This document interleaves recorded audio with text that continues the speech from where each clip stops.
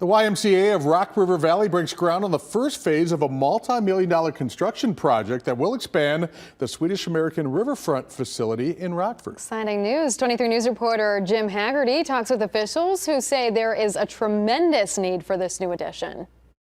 There are certainly some exciting things that are happening among us. The Swedish-American Riverfront YMCA in downtown Rockford is expanding. A $3.1 million addition to the Wellness Center is expected to be complete by next summer.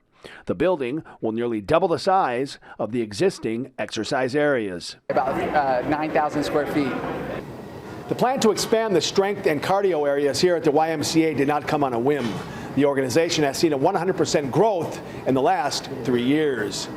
Just this facility alone, since 2020, has grown by almost more than 3,000 households.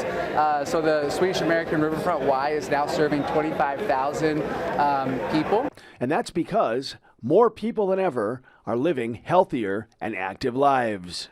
And the best and perhaps one of the most common on-ramps that we have to promote healthy lifestyles is our Strength and Cardio Center. The project is phase one of the YMCA's $15 to $20 million capital campaign that will see various modernizations to the downtown facility.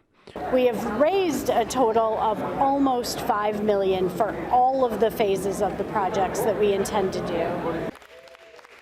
Working for you in Rockford, Jim Haggerty, 23 News. The Wellness Center addition will include 50 cardio pieces, a functional training system, and weight training amenities. The project is being funded entirely by donors and investment funds. The YMCA will incur no debt, and future projects will be announced as more funds are raised.